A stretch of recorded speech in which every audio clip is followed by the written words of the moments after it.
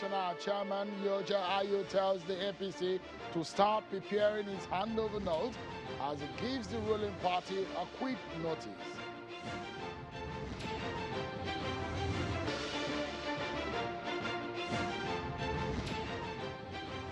And President Muhammadu Buhari has promised to leave a legacy of credible elections for the country after his tenure.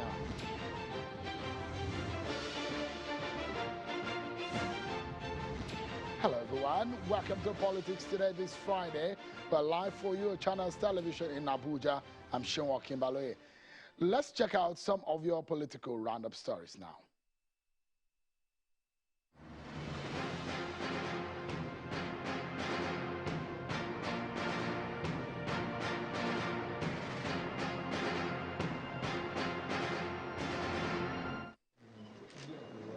President Muhammadu Buhari has reassured of his administration's commitment to ensure peace and security for Nigerian citizens and institutions across the country. The National Security Advisor, Babagana Monguno, made the assurance on Friday in Katsina State when he led a high-powered delegation sent by the president to condole with the government and people of the state over the gruesome murder of the State Commissioner of Science and Technology, Dr. Rabi Nasir. Monguno speaks about the readiness of the federal government through the Nigeria police to uncover the perpetrators of the crime, adding that the process of the law will take place on them.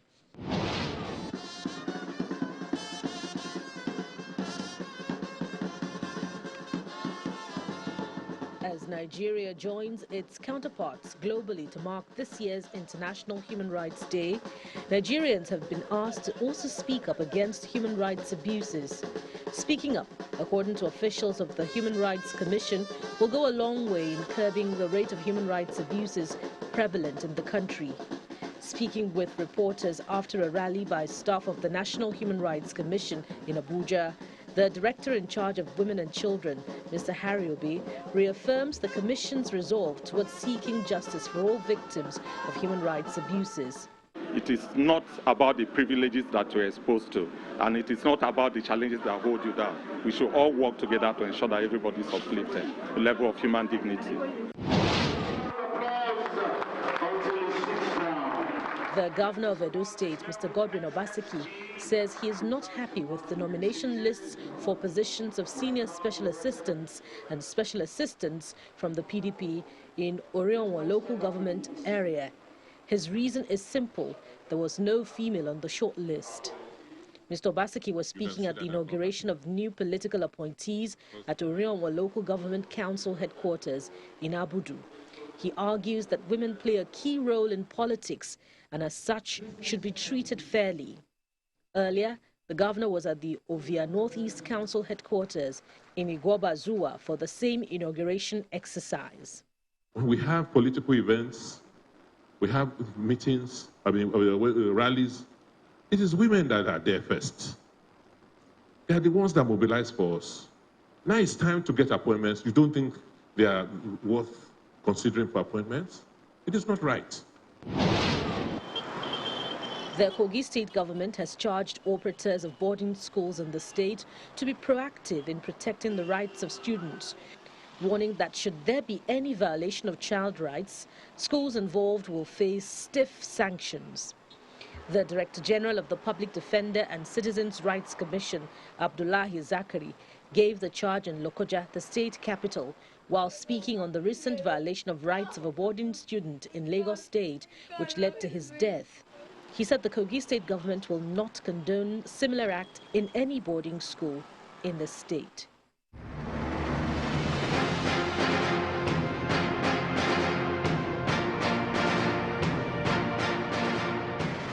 Let's get right into it, everyone.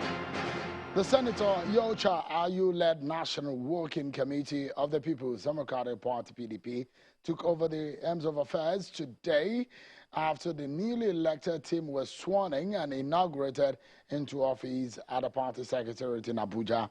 The chairman of the Convention Planning Committee and the governor of Adamawa State, Governor Hamadu Fintiri, is happy for a smooth transition and is hopeful of what the new NWC is capable of achieving.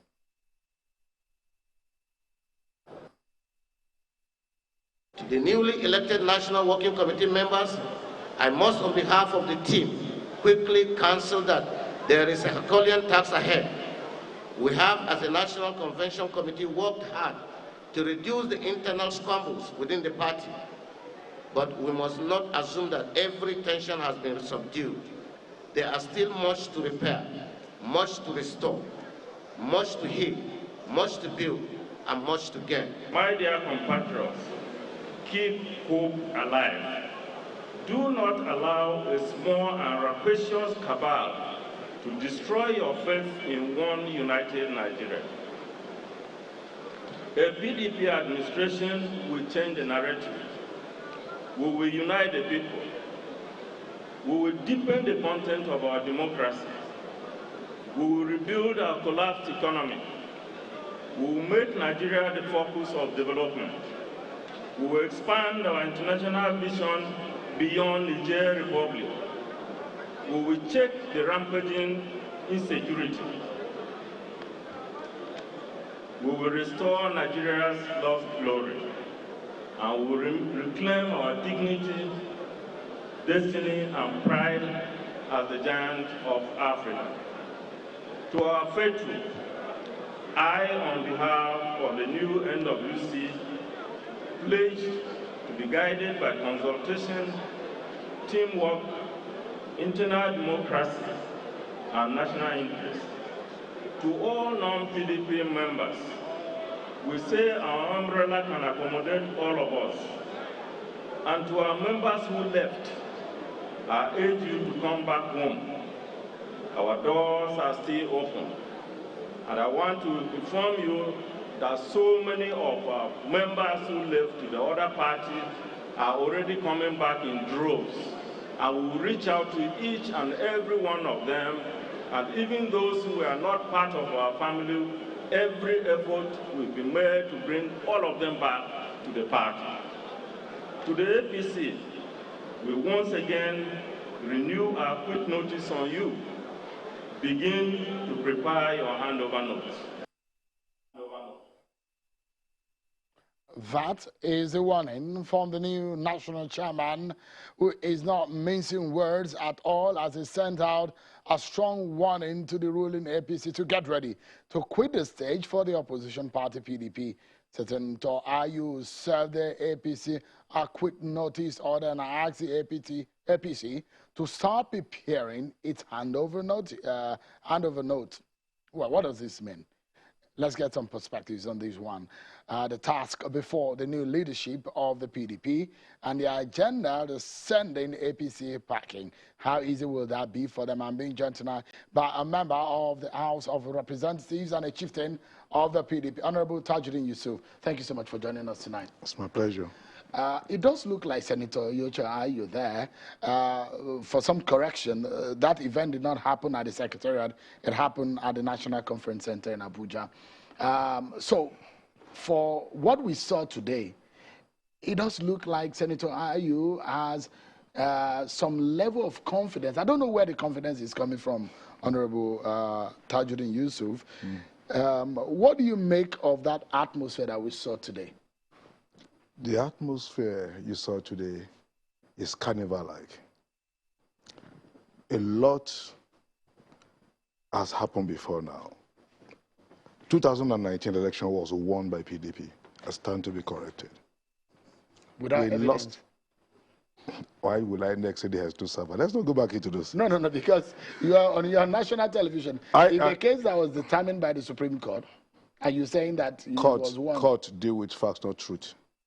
Yeah, but whatever Supreme Court pronounces, and INEC came out to say we have no server. You forgot?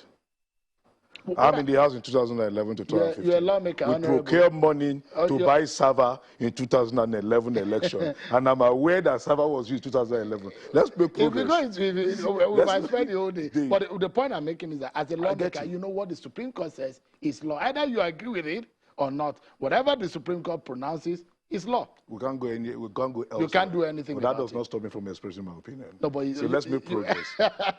Go ahead. The atmosphere you've had today is a cumulative of expectation. The PDP of recent had not lived up to what it should be as a party that should galvanize Nigeria and give out an expectation. So people are saying, okay, let's try, maybe this time around. So we have a responsibility as a party to sustain that hope. So what we heard today should not just be rhetorics. I know a bit of IU. He was also chairman of University of Jos before he joined politics at school in Jos. He's a man of very, very strong pedigree. I don't believe he's a Philippine man. So you should all know that the task of actualizing what you say now start from, first of all, digging and making sure the bridges that are bound to rebuild. Everybody is important. I tell people, everybody is important. I came into National Assembly with a primary. I won the primary with 3 votes. The first election I brought to National, 3 votes. So anybody that wants to should understand that when it comes to political agitation and welfare view, you do not leave any aside. You don't assume that there are cleavages that are not too important for you to carry along. So I believe that this National Working Committee will go back. Everybody, like the chairman of the convention said, he said, we will be deceiving ourselves, we think all wounds have been healed. So we must go back. You can't get everybody 100% on board. But there must be a deliberate effort to make sure that the space is made available for those who want it. If you are Senator IU, who will be the first person for you to reach out to? First person, I cannot say directly who is the first person, but groups. Whoever I know have 1 or 2 reservations about what is going. I go to see them. Would it be Prince Secondus? Definitely is very important. Because the wounds are still very fresh. Definitely. That one we need healing, a lot of healing. Definitely, I agree. We've since been joined by the former spokesperson of the PDP Presidential Campaign Organization, Mr. Segun Showome. Thank you for coming on. Thank you, Sean. What is happening? It does look like you PDP chieftains, you are aging so fast. The last time I saw you, you are without gray hair, and his gray hair has grown so fast. As a matter of fact, I kept the gray because I wanted people to know that I'm not as young as I pretend to be. And sometimes when they think you're young, they think they can just, treat you. And so I thought, let's keep the gray a little bit so we can put it in perspective. I thought it's a PDP thing. How are you doing, man? I was copying you too. No, I thought that it's a PDP thing to keep gray. It's a trend now. Okay, that's got to be like one of the Zadis. All right. So for what happened today, I asked Honorable Yusuf what he made of it. What do you make of it? I think for me, as I sat in the hall where they were inaugurated, one thought kept coming into my mind, and that is that this People's Democratic Party has survived. And I say that with every sense of calmness. Political organizations are, by their nature, a place where a lot of contestation takes place. It's not unusual for you to be in politics. Today, your friend is your friend. Tomorrow morning, you guys, it's just a lot of tension. And for Nigeria that has been in politics only from 1999 to date, this party has been registered, he's won election, he's lost election, he's come full circle, he's had internal issues, but hello, the party has survived. And you kind of like get the impression that it doesn't even matter what the outcome will be in the future. This party has demonstrated to the Nigerian people that we can show something to the world as our own effort at building a democratic institution. And if that be the only thing we got from it, I think we have tried. Is it perfect? There are no perfect organizations anywhere in the world. But in terms of the deliberate, painstaking effort to make sure that they retain their name, they continue to do the right thing, they stay within the time frame that is allowed by INEC, they don't run around with a caretaker committee forever and ever, they try to resolve legal cases, they pull frayed nerves together, they move on.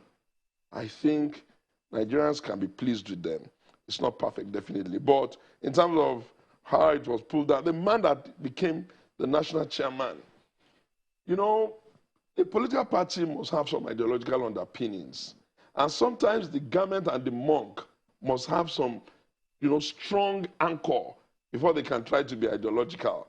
Joshua Ayu is a typical... You think he's a master stroke for your party, right? Former senator, an academic, a Marxist of very strong beliefs. I think a founding father of the party, you listen to every time he speaks, you kind of like get the impression that once he's seated, if nothing happens for that party, it will reconnect to his founding ideology. And hopefully, he has a great team behind him. Take a look at the person that is going to be the national woman leader now. She's a professor from the academia. It's to cut a different audience. Look at the guy that is going to be the youth leader. He's a very young man. It's to cut the younger demography. Look at the man that is going to be the new national secretary, former local government chairman, former Senate leader, former youth leader. So you feel that in his own case, he understands the grassroots. Look at the guy that is going to be the new national organizing secretary, former very, very distinguished career in the army, Captain Bature, former legislator, former commissioner. This is like a really good team. And you can only wish them well. You think this is probably the first time your party might be getting it right in a long time? I think that in the face of the challenges that is existing all around, including what is happening with our rivals, you can at least see that effort is being made. All right, because I'd like us to, our conversation is going to be in two folds. Okay. On what Senator Yocha you said and the agenda for the team that's just taking over. Someone said that Yocha is a masterstroke for your party, and I'm wondering, I mean, when you now start reeling out his profile, not one that I personally don't know, but the question is whether or not it's a perfect fit for your party, considering the situation your party is in. We look at a team from what Mr. Showomi has reeled out. It's not only for you to get a team, but for them to get the job done. But from what he has said today, and some of the things that he said they will do, how do you hope that they will start? Don't forget, but before the inauguration, we had a retreat. You were behind the scene to create that platform.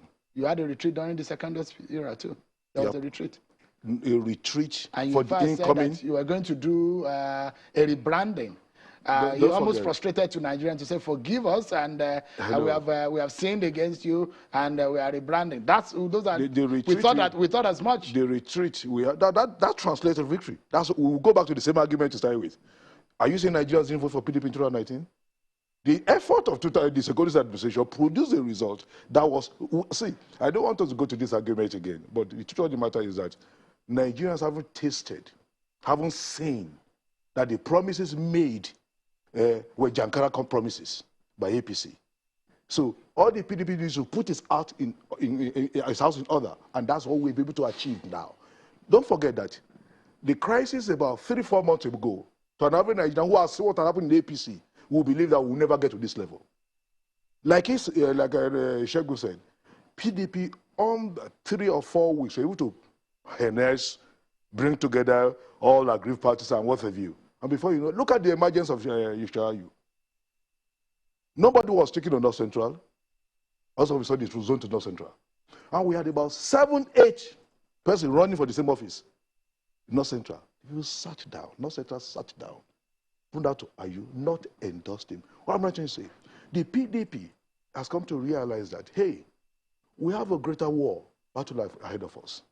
Until we have our house in order, we cannot confront this monster. Don't forget, like he said, Yocha was not just part of the founding fair. He was in the core, the ideologue of those who propagate the ideas, the People Democratic Institute and what have you of those days that make PDP what it was. So what we're saying is that, hey, let's get back to the drawing board. Where have you missed it? Where have you dropped ideology? Where has it become that everybody or whatever, if you just Can your party still remember what his ideology is all about? You begin to say it. I'm a student of political science, and I can tell you, Mr. Showomi and Honorable Tayi, your party, just hold on a moment, your party will boast that you are right of the center. But I'm not sure if that your party still remembers in what that means. Sheung, let me first of all say to you that, look, the first thing that a political party must strive to achieve is not really election victory. A political party must first of all strive to achieve that it's an organization that will stand the test of time. It's been 23 years. There are political parties all over the world, even in some of the countries, the Green Party and all that, they have not really won any election, but they're there. The last time, what I'm trying to explain, exactly what I'm trying to say to you is that let us learn to build to last. What we're talking about for PDP is that, look, build this party to last. Let the Nigerian people be able to determine the fate of your aspirants on the fairness of election reform and integrity. I asked you the question, Mr. Shohome, you asked about the issue of the ideology. I'm going to answer you. You're just in a hurry. I don't see you getting in a hurry when you speak to the APC people. Now, listen. The ideological underpinnings of PDP has been very consistent. We're pro-business. We are the proponents of public-private partnership in business. We've never departed from that. We are pro-life. We are pro-education. We are the ones who gave this country the basic 9 years of SUBEB that guarantees that every child born in Nigeria will be educated up to junior secondary school at the cost of the federal government. It's still standing. We are a political party that has an Afrocentric foreign policy that says that our foreign policy will be the amalgamation of what the Africans consider to be their view pattern on the world stage. We're still doing that. We are a party that believes absolutely in the indivisibility of this country based on the principles of equity, justice, inclusion, and that's why you have federal character, and we have lived by that. We may lose elections. We may be cheated. The Nigerians may be cheated out of the victory they gave us, but we have not departed from who we are. But yeah, I mean, those, what you have listed now, the ideology, one will be wondering whether or not those are relevant in some of your states. They are. There's no state. There's one is a question. Let me show you on this. Sheon, look around. Some are garrulous, some are overbearing, but every damn PDP person, governor, is doing something that you can show the world that these are the projects. You can't complain. You can't touch River State governor. You don't have to. You can hate him all you like, but you can't argue with the fact that you open your TV almost every other day seeing him doing project. You will say the same thing of Adamawa. You will say the same thing of Delta. Every time I see the guy in Akwa Ibom, I literally flip out of my seat, not so much because of the commissioning, but because of the directive principle of where he's taking that state. Business. And you can say the same thing. Look, Sheon, let those of you who are the ombudsman of the conversation around politics in this country be fair to all, recognizing that we've been in power before. The levers of opportunity, patronage, and all that is heavy on the side of those in power. But it doesn't mean that we're going to be blind to the significant effort of development, of consistency. You're just going to shoot yourself in the foot. You're just going to get into that conversation. Just a moment. And we've been here long enough to know what has happened. Your party, you forgot, your party shied away from opposition. After 2015, what do you mean by fighting? You shied away from opposition. Let me tell you what the problem is. You think you played opposition role? No, hold on. No, it's a conversation. Because when you, I really don't like the conversation. Just honorable. Let me. I don't want to. You have shied away from your role. As you played your role as opposition. Okay, you have pointed it to me. Now let me. No, not you. I'm saying as a party. Can I answer you? After you lost election in 2015, was that the way opposition was to play his role? Can I answer you? It's a big question. You are part of the whole thing. Let me break it down. You are looking at what happened in 2014, 2015 as opposition. No. What you saw was that the media, international community, the NGOs, and the names gathered and felt that PDP has ruled for 16 years. Let's have a change. When the administration came on board and they now saw that they saw the failure of this administration, they've lost their voice. Some cannot come back and say, I'm sorry, I misled Nigeria. So they left. It was not APC that produced that. So Inca was not in APC. And it's not still in APC. Where are they? When Labour, everybody was on the street in Lagos. Are they APC members? Were they APC members? No. So anytime when people are talking about PDP shy away from opposition, I say no. The mistake you are making is that at that particular point, it was popular. It was okay, 16 years. Human nature will want to have a change. Let me lay something on that. And the media, you provided the platform. No, 1 second. Don't get it wrong. And I don't want us to deviate from the focus of our conversation. I just wanted to add. But the question is this. What I wanted to add. Hold on, please. we are the one moderating the conversation within the political scheme. Yes. And in the scheme of things, we know the role that opposition should be playing. We know our role, and we know what the ruling party was doing. No, just a moment. Before the APC came into power, we know just how vibrant the opposition was. When you lost the election in 2015, we know just how difficult to even get a PDP member to come and Why are you talking as if it's a far? They are not years ago. Okay, so the question is, the question is, as it stands right now, from what Senator Yocha you said today, he said APC, there's going to be a quit notice on you. How easy would that be? Let me begin with you, Honorable. Really, definitely, it's not going to be easy, because like I'll still go back to what happened in 2019. You do not have people who have democratic values like what you had in PDP. We do have, presently, I was telling somebody a few days ago, I say, PDP has produced a NWC that is fully democratic. Look at, he was talking about, say, local government, state assembly and what have you. You have people in the ruling party who feel it's an affront to even have a contrary view. Even their members dare not express a contrary view to them. So when you're having such, challenge, don't be deceived. There's going to be a tea party. So, yes, quit notice. We have to go to the board and begin to work it in such a way that it will become very, very impossible, by the grace of God, when God gives us victory for them to say no. Because don't expect that what Jonathan did in 2015, what you just find in 2023. That somebody will just say, okay, even before the final result is out, as a gentleman, whatever. That culture is not in this government that I see. So we must go beyond the rhetorics, we must walk it, and we need everybody aboard. No, in 2014, I don't want to go back to this. In 2014-15, I have to be privileged to in Harvard. There was what to call regime change. Nigerian project was taken international to get PDP out of power. Sure. All right, let me allow Honorable, let me tell you something. To come in.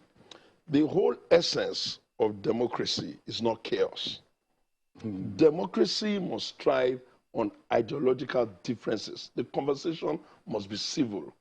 You cannot expect that the only way a political party can be in opposition is to shut down the whole country, is to blackmail the country, is to run to all capitals of the world and spread lies, and at the end of the day, they get the responsibility, they can't do it. Our situation is so that we have ruled this country before. Therefore, we can empathize with them when they struggle. We call them out regularly with press releases and other. What the Nigerians didn't see is chaos. And you know why? These people cannot handle that kind of chaos. They had only end SARS. We're still unable to, they're not even able to accept that there's a need for reform. Are those the kind of people you're going to be calling people out for because of subsidy? Look, we are young now, but we also have a responsibility to make sure that the right values, the right ethos, the right way of doing things percolate our country. Because at the end of the day, the political players are but a small band. The actions and inactions of those people describe us all. Right now, the APC is struggling, even with the responsibility. On some occasion, we empathize with them because we know how hard that job is. But most of the time, we pity them because they have even locked themselves in so badly that only a small handful of even their own members are allowed to participate. They have not opened up their own space, even to take in quality material from their midst. How much more even take opposition opinions? But that doesn't matter. You ask whether I will be able to defeat them. That's not the question that I think I will answer to. The question I'm going to answer to is that, have the Nigerians considered their lives to be better under APC?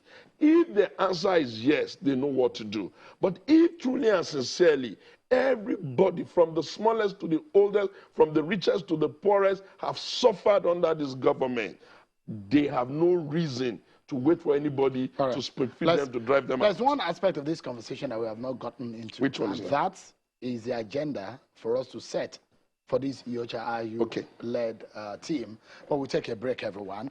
Plus, you know one thing? The president said something. He said he's going to leave a legacy of good elections in this country. We also try to speak. You know what? The pillars of democracy is not only having elections, it's also opposition, the media, and the civil society. You got to a point in this country, you wonder where there was a civil society or opposition voice. But the president has promised that the legacy of federal election. Mr. Pascal will join in the conversation and we'll look into what some aggrieved members of the APC who have approached the court on the party leadership have said. We dig into all of this matter after this break, everyone. Join us.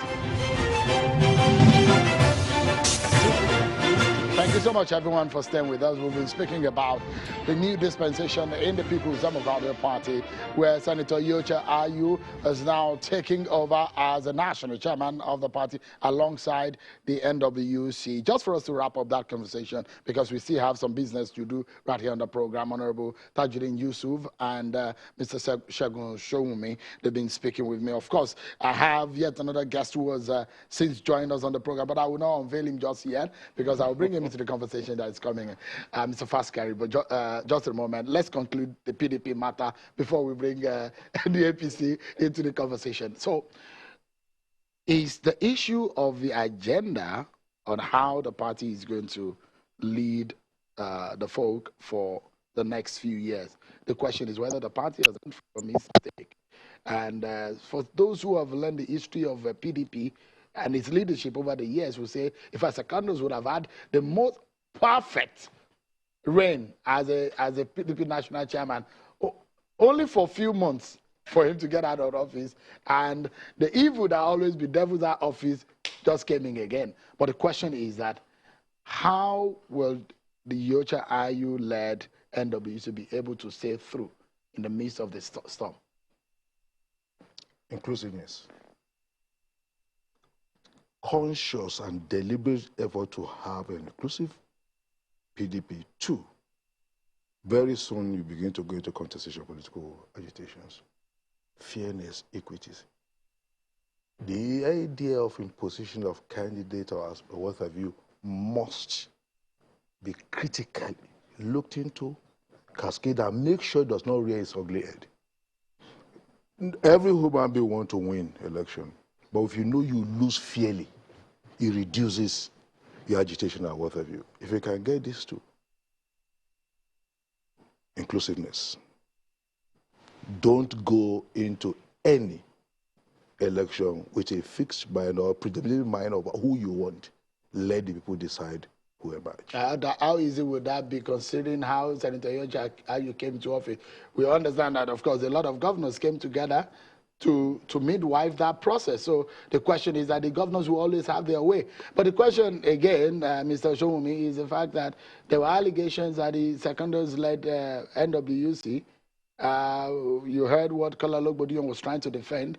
The allegations that they took money for tickets. Sean, let me stand on this very big platform, and thank you for having us here, to thank the outgone NWC of our party, ably led by Prince Uche Secondos. I like people who get smart after the hard work has been done. I know where we were before Uche came. I know the kinds of things he tried to do. I know how hard he worked, and I know the successes he created. Politics is politics, and he's out now, but I will not fail to thank him for services rendered to this party, and also encourage him to look at people like us and draw strength from us to continue to give to the party whatever is required.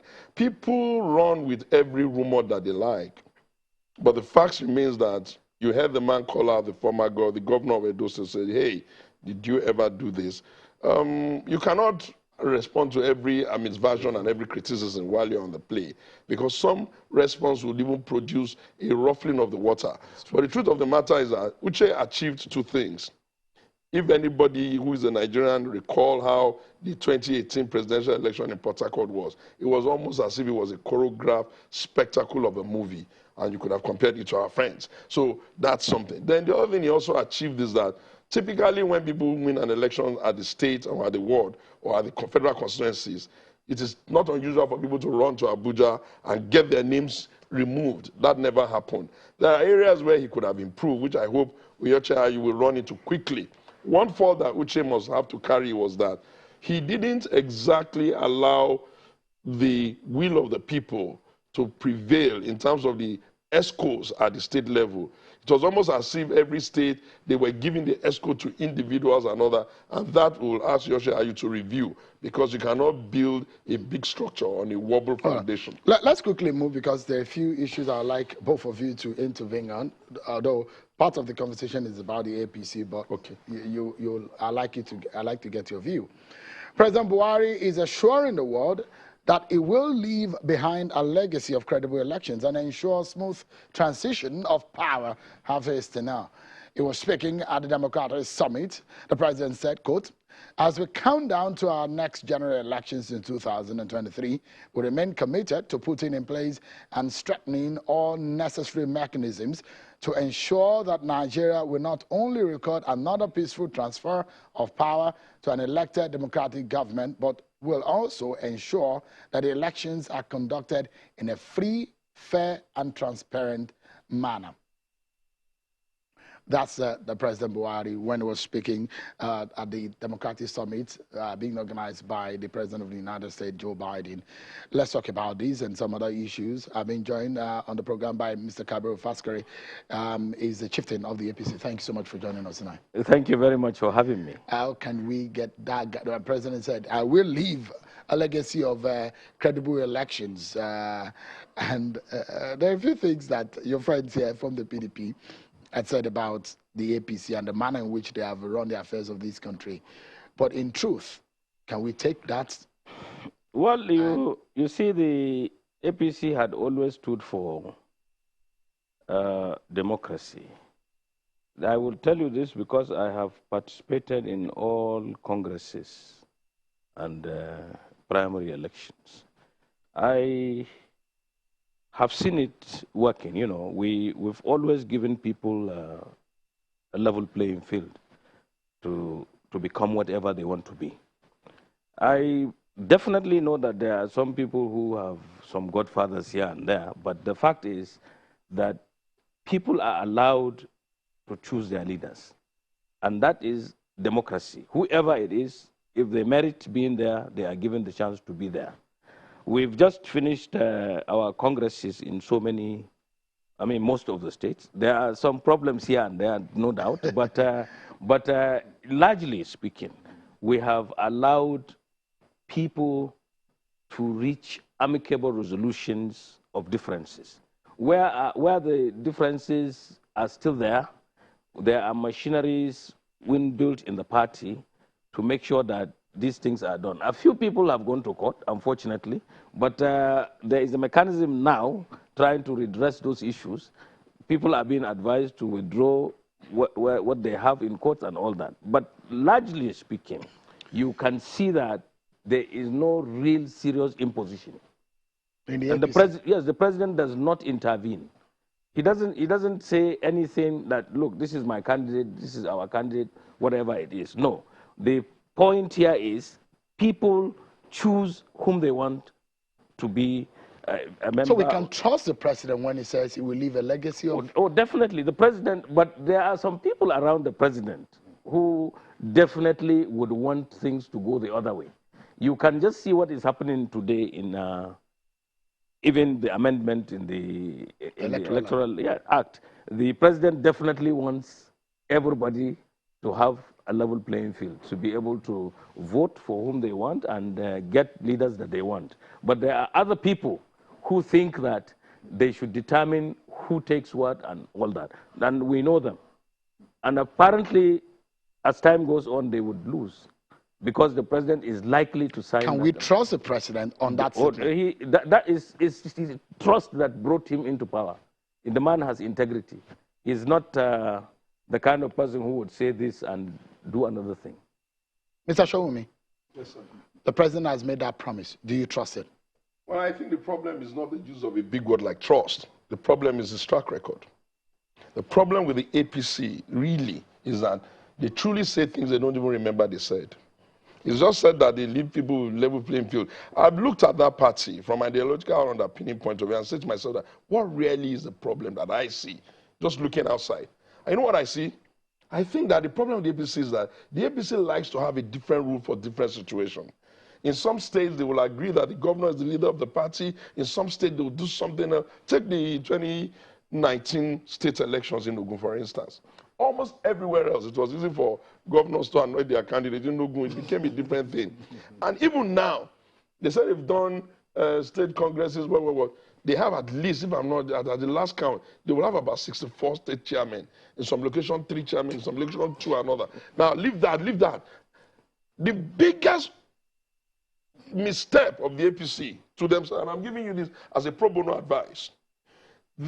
Oshiomhole had a problem with his state, and he was national chairman. The banana peel did not take out just Oshiomhole who had the problem. That their banana peel, their inability to manage democratic institutions, consumed everybody that was voted in by a legitimate convention. And up till now, they're still running on caretaker. Flip it to me. The same scenario happened in Rivers, which is Secondus. And the system was able to say, no, this is a purely just Secondus thing. Let us keep all the others who do not have that problem so that we can exit. So you think your party is better than the APC? They must be their kindergartens when it comes to managing complete. So, honorable, credible elections, when the president said that, and looking at the promise, the work that has been done on the amendment, the Electoral Act Amendment Bill, and when the president said he's going to leave a legacy of good and credible elections, the question is, he's been making consultations. What are your views? I will leave the integrity test, which Shego has dealt with it. But I'll focus on the genuineness of that intention. First of all, the president remained the only president till date, since 1999, that has not allowed us to improve on electoral laws.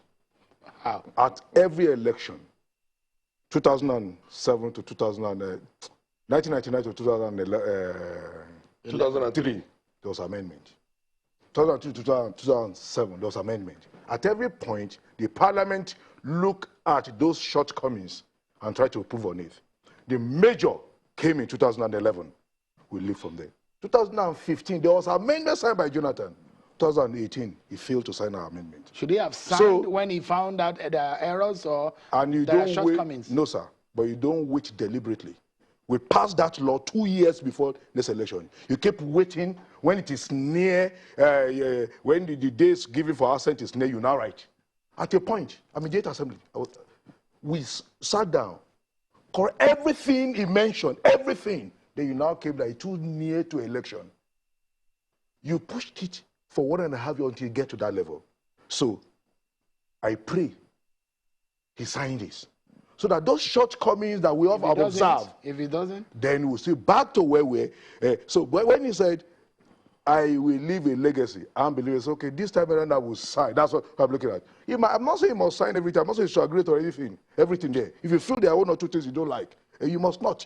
You send it to the parliament. If we agree on it or what have you, we'll move forward. But the idea of not signing, killing the whole electoral act in 1999, it's not good for us. All right. So I am saying that I will zero on that. I want to go to APC. I'll say, Mr. President, please, for the sake of this nation that's given you so much, you were head of state at 30-something. At 70-something, we brought you back to become president of Nigeria. Please, make sure the electoral act is not thrown the dustbin. Let me allow Mr. Faskari to respond, because there have been punches on your party.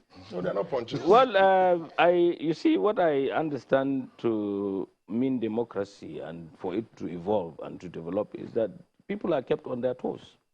If they are making good points, we have to listen to them. But when they are making points because they want to denigrate somebody else, then we say no.